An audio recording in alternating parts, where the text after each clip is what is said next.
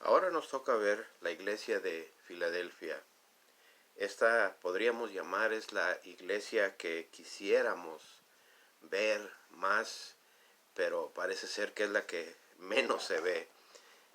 Vamos a ver el mensaje a Filadelfia y le vamos a llamar a esta iglesia la iglesia fiel.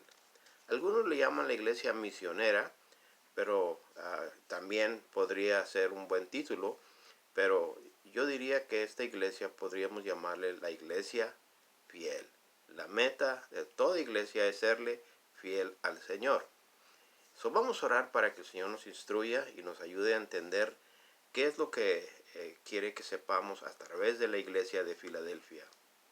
Gracias, Señor, le damos porque tenemos hoy instrucción y enseñanza que usted dio a una iglesia que a pesar de que sí estaba sufriendo, a pesar de sus retos que tenía, usted le dio guianza y dirección, y así como esta iglesia también a nosotros nos quiere dar las oportunidades que le dio a esta iglesia.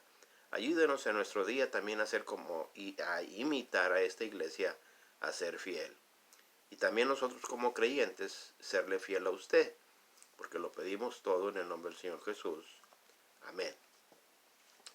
Estamos leyendo en Revelación, capítulo 3, versículo del 7 al 13. Si quiere tomar su Biblia, agárrela y busque conmigo Revelación 3, versículos del 7 al 13. Y así dice la palabra de Dios. Escribe al ángel de la iglesia en Filadelfia. Esto dice el santo, el verdadero, el que tiene la llave de David, el que abre y ninguno cierra, y cierra y ninguno abre. Yo conozco tus obras. He aquí, he puesto delante de ti una puerta abierta, la cual nadie puede cerrar, porque aunque tienes poca fuerza, has guardado mi palabra, y no has negado mi nombre. He aquí, yo entrego de la sinagoga de Satanás a los que se dicen ser judíos y no lo son, sino que mienten. He aquí, yo haré que vengan y se postren a tus pies y reconozcan que yo te he amado. Por cuanto has guardado la palabra de mi paciencia, yo también te guardaré de la hora de la prueba que ha de venir sobre el mundo entero, para probar a los que moran sobre la tierra. He aquí, yo vengo pronto, retén lo que tienes, para que ninguno tome tu corona. Al que venciere, yo lo haré columna en el templo de mi Dios, y nunca más saldrá de allí, y escribiré sobre él el nombre de mi Dios, y el nombre de la ciudad de mi Dios, la nueva Jerusalén, la cual desciende del cielo de mi Dios, y mi nombre nuevo. El que tiene oído, oiga lo que el Espíritu dice a las iglesias. Vemos a esta iglesia que quizás no era la más famosa de las 7 iglesias que estamos viendo en esa sección de Revelación 2 y 3, pero aquí vemos un ejemplo de lo que sería una iglesia fiel. Y por eso se introduce a esta iglesia Jesucristo en el versículo 7 como primeramente el santo, segundo el verdadero, y luego el que tiene la llave de David. Ahora, cuando dice el santo, lo único santo es Dios. Todos lo entendemos, todos lo sabemos. Es más, por eso a veces querían apedrear a Jesús, porque él se llamaba que él era el santo de Dios. Pero el único santo es Dios. Jesús está diciendo que él es el santo. Ahora, segundo, él es el verdadero. Si alguien nos dice la verdad, si alguien comparte la verdad, si alguien es verdad, es Jesús. Es uno de sus yo sois. Yo soy el camino, la verdad y yo soy el camino, la verdad y la vida, dijo en ese pasaje de Juan 14:6. Ahí incluye la verdad. Él es el verdadero. Así se introduce a esta iglesia que lo ha tomado así como el verdadero para sus vidas. Y luego también a esta iglesia le amplia la manera de explicar que él es la llave de David. Ahora, la llave de David, ¿por qué? Porque es el que abre y ninguno cierra, y cierra y ninguno abre. O sea, autoridad suprema, autoridad de Dios. Vemos que Él es el que está en control de abrir y cerrar, dar oportunidad o no dar oportunidad, según como Él, según tiene autoridad. Continúa diciendo entonces después de eso el Señor, ya que se introdujo: yo conozco tus obras, igual que todas las demás iglesias. Y luego empieza el Señor a dar el reconocimiento, porque no hay ninguna falta, no menciona el Señor ninguna cosa negativa para esta iglesia. Simplemente comienza a dar reconocimiento a esta iglesia. Y dice el Señor acerca de las obras de esta iglesia: he aquí, he puesto delante de ti una puerta abierta, la cual nadie puede cerrar. Vemos que el Señor es el que había puesto esta puerta abierta de oportunidad. Ahora quizás que no tenían persecución en cuanto a como las otras que estaban matando a los creyentes. Quizás de alguna manera u otra había entrada y oportunidad al mensaje de Dios. Vemos aquí que esta iglesia, el Señor le había abierto las puertas porque era una iglesia fiel. Y eso es lo que el Señor no va a abrir puertas, o es más, va a cerrar puertas de una iglesia que no es fiel a Él. Si la iglesia está desviada o la iglesia no obedece, esa iglesia se va a cerrar, esa iglesia se va a morir. Pero la iglesia que Dios desea darle oportunidad de avanzar, de crecer, de ser usada, Él abre la puerta como lo abrió a esta, y es el ejemplo de esta iglesia. A cualquier iglesia Jesús quiere darle una puerta abierta de oportunidad en un ministerio en diferente manera de alcance, pero la cuestión es que si la iglesia es fiel. Ahora esta iglesia continúa diciendo: aunque tienes poca fuerza. Es una indicación que quizás no eran muchos los que pertenecían a esta congregación, a esta obra. Era una iglesia pequeña, una iglesia quizás no muy rica, quizás con ello nos dice que tienes poca fuerza, o sea, tenía pocos recursos, no tenía muchas cosas materiales quizás, y es en comparación ahora cuánta iglesia cualquiera en poco tiempo tiene su templo, tiene propiedades, tiene vehículos, tiene aviones y cuánto, y con todo eso esta iglesia puede aún ser de más bendición porque la puerta está abierta. Hoy podemos tener lo máximo, pero si la puerta está cerrada, de nada sirve. Esta iglesia, aunque es un complemento que tiene poca fuerza, y con ello Dios le está dando la oportunidad, Jesús le está dando la oportunidad a esta iglesia a avanzar. Y también aquí lo vemos: has guardado mi palabra. Habían sido fiel a cumplir y a obedecer lo que Él había dado en su palabra. Y la clave es amar. Estoy seguro que lo ideal de cualquier iglesia es que sea notada por su amor unos a los otros, y especialmente a cualquiera. Pero la cuestión es, el Señor dice: has guardado mi palabra. O sea, seguían aún las instrucciones del Señor. Y no has negado mi nombre. O sea que cuando había necesidad de declararse si eran cristianos o no, no tenían ninguna temor, no tenían ninguna vergüenza de poder ser considerados cristianos, creyentes, seguidores de Jesucristo.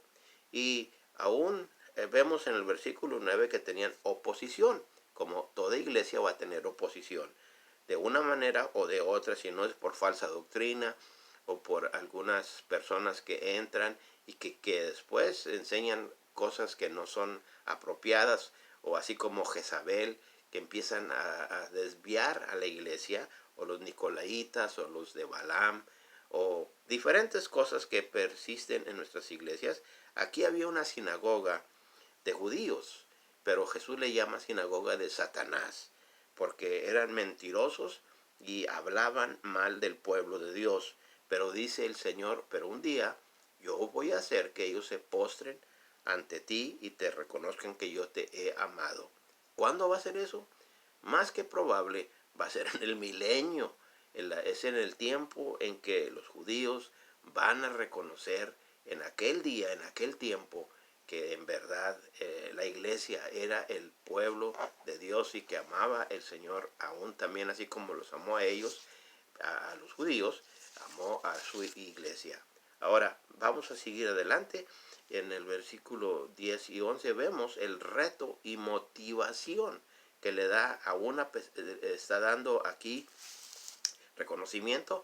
Ahora sigue adelante retando a esta iglesia, motivándola, porque eso es lo que necesita la iglesia, reto y motivación constante. Tiene que haber eso, hermanos. En el versículo 10 continúa diciendo el Señor como reto, por cuanto has guardado la palabra de mi paciencia, yo también te guardaré de la hora de la prueba que ha de venir. O sea, el Señor aún menciona aquí, como has guardado mi palabra, y continúa guardando la palabra de mi paciencia, le llama aquí, la palabra de Dios, yo te voy a guardar, yo te voy a proteger, yo voy a estar contigo, yo te guardaré. O sea, yo voy a cuidarte de la hora de la prueba, de que va a venir a probar a todo el mundo entero y va a probar a los que moran especialmente sobre la tierra.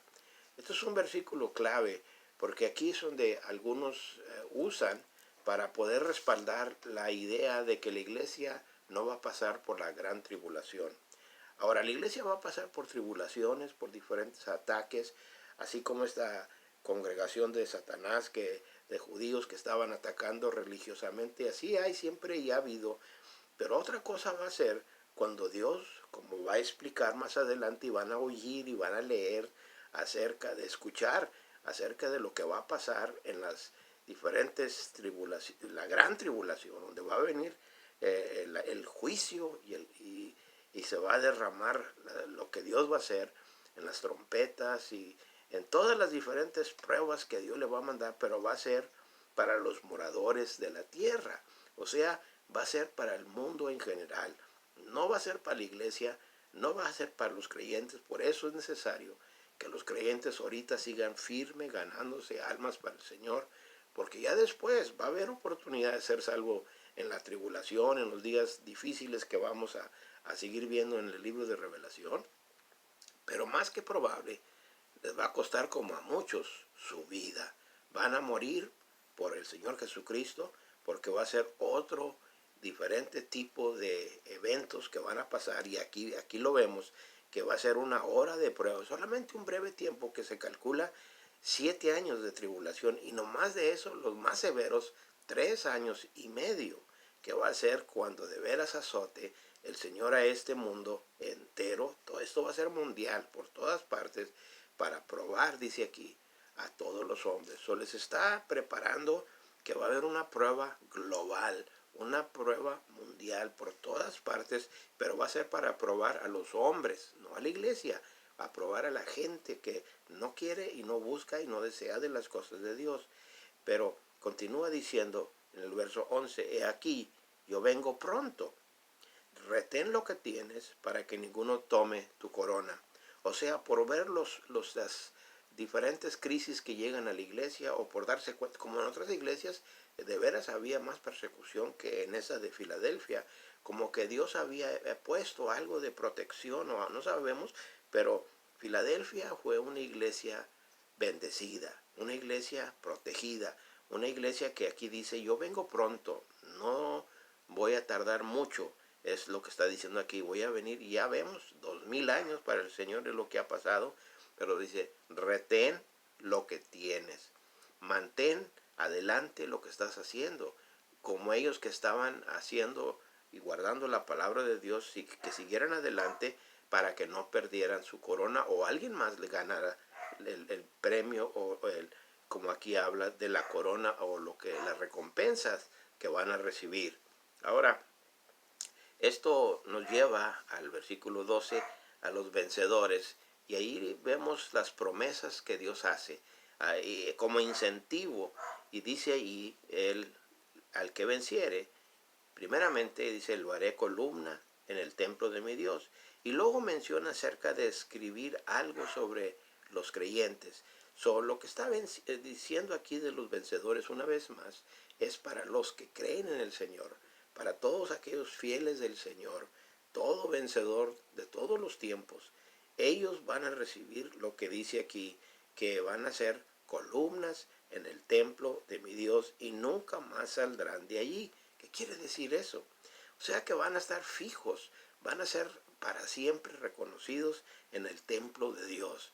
Van a ser algo especial, como así un pilar, una columna que se ve como ahora que quieren quitar todos estos columnas que son reconocidos en diferentes partes de Estados Unidos y que son gentes que hicieron esto y lo otro y los quieren derribar. En el templo de Dios, el creyente fiel, aquellos que vencieron, van a ser reconocidos para siempre en el templo de Dios. Qué enorme, qué bendición va a ser esa oportunidad de poder ser reconocido para siempre por nuestro Dios. Y dice, y nunca más saldrá de ahí, quiere decir que es permanente.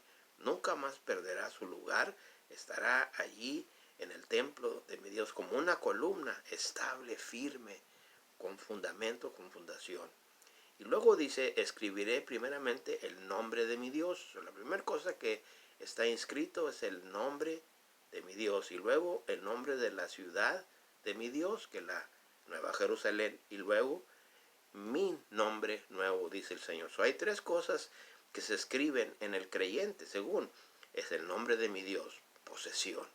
Que ahora somos la posesión permanente de Dios cuando dice que yo voy a escribir el nombre de mi Dios, Dios el Padre, para siempre. Y el nombre de la ciudad de mi Dios, la Nueva Jerusalén. Así es como cuando usted y yo vivimos en cierta ciudad, ponemos que, como yo aquí, Mission, Texas. Si usted vive en Houston, Houston, Texas. Si está en Dallas, Dallas, Texas. Por eso cada local tiene su ciudad específica. Bueno, así va a ser que un día nuestra ciudad va a ser la Nueva Jerusalén, permanente y para siempre. Seremos residentes de la ciudad de Dios que desciende del cielo, que veremos más allá en el capítulo 21 de Apocalipsis, donde menciona acerca de cuando va a descender la Nueva Jerusalén de allá del cielo de Dios, como dice aquí, la cual desciende del cielo de mi Dios. Y luego tercero dice, y también voy a ponerle mi nombre nuevo.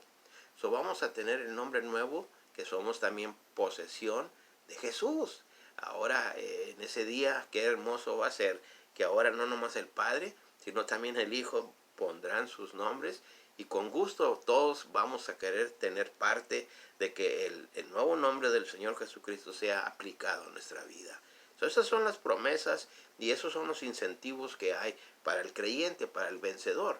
Le está haciendo eso a esta iglesia para que continúe adelante, y esas son las promesas que el Señor tiene para todo cristiano, para seguir adelante el creyente, adelante en las cosas del Señor. Concluye igual que las demás iglesias, las últimas cuatro, al final, el que tiene oído, oiga lo que el Espíritu dice a las iglesias. Esto que escuchamos, todos los demás que escucharon en sus iglesias, escucharon el mensaje de la iglesia de Filadelfia, debe de retarlos, de motivarlos, de esperar que Dios les dé también una puerta de oportunidad, una puerta abierta, una salida, y Dios la tiene. Y si aquí en la tierra no hay salida y oportunidad de una puerta, tenemos la puerta hacia el cielo. Que un día, cuando el Señor nos llame, si aquí en la tierra tenemos que dar nuestra vida o lo que sea, entonces Él tiene abierta la entrada para nosotros en el cielo, en el lugar eterno, donde vamos a estar con Él para siempre. Qué bendición que esta iglesia fue fiel. Y esa es la meta, hermanos, que esta iglesia fue fiel, porque el santo y el verdadero y aquel que tiene la llave de David es el que está guiando, dirigiendo la iglesia del Señor. Todas las iglesias pueden ser como Filadelfia, pero hay que ser fiel. hay que ser cumplido, hay que ser constante todos los días. Hay que levantarse cada día. Señor, ¿cómo te puedo servir? Te espero en este día, esperando que hoy sea el día que vengas por mí. Yo estoy listo para servirte, para hacer lo que usted me mande. La puerta que usted me abre, que yo pueda entrar y verla para servirle a usted. Que eso sea su oración y que eso sea el mío en este día y en tiempo adelante, que podamos clamar al Señor por una puerta abierta. Pero hay que serle fiel al Señor, si no Dios cierra la puerta que Él abre. Entonces vamos a orar para que podamos ver las puertas de Dios, la puerta que Él abre de oportunidad, entrar por ella y serle fiel a nuestro Dios. Que usted y yo lo podamos hacer. Vamos a orar. Gracias, Señor, porque esta iglesia fue fiel. Esta iglesia fue una iglesia que cumplió y guardó su palabra. Ellos aún, a pesar que tuvieron contrariedad contra este templo que usted le llamó de Satanás, que aunque eran religiosos y también querían buscar de usted, pero estaban errados. Pero usted fue el que los guardó y a nosotros también nos va a guardar de cualquier ataque que tengamos en nuestra vida y en nuestro diario vivir. Gracias porque usted nos protege y dice aquí que nos va a guardar de la prueba que va a venir, de la tribulación que está por llegar, quizás ya pronto, a este mundo para probar al mundo. Ayúdenos, Padre, para no perder nuestra corona, para seguir adelante siéndole fiel todos los días. Gracias porque somos más que vencedores en el Señor Jesucristo y seguimos confiando en Él. Gracias por todo. En el nombre del Señor Jesús se lo pedimos. Amén.